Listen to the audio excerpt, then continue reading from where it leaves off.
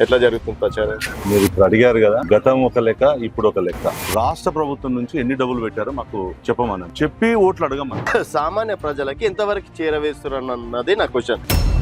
ఇప్పుడు నేను ఇదే గల్లీలో అడుగుతా, ఈ రోడ్ ఎవరు వేసినమ్మా అంటే పాత గవర్నమెంట్ పేరు అన్న చెప్తా, లేకపోతే ఇప్పుడు గవర్నమెంట్ పేరు అన్న చెప్తా. సొమ్మొక్కరిది సోకొక్కరిది అన్నట్టుగా ఇప్పుడు దీంట్లో ఒక ఆయన పొద్దున్నే లేచి నేనే శాంక్షన్ చేయించినాన్ని ఒక ఆయన తిరుగుతున్నాడు, అసలు మేమే చేసినామని ఒక ఆయన అంటున్నాడు.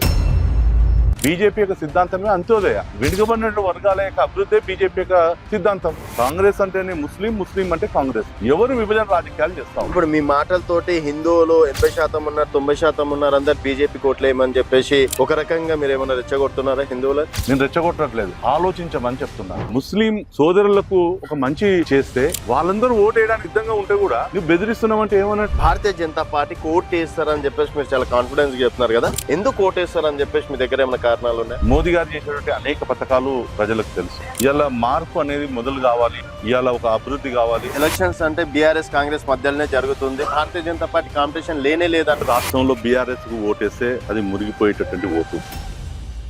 ఈ కాంగ్రెస్ పార్టీ, ఎంఐఎం పార్టీ ఒకటే, బీఆర్ఎస్ పార్టీ ఒకటే. మా యొక్క అభ్యర్థులను 80% మెరిట్ విద్యార్థులకు గెలిపించాలని చెప్తున్నాం.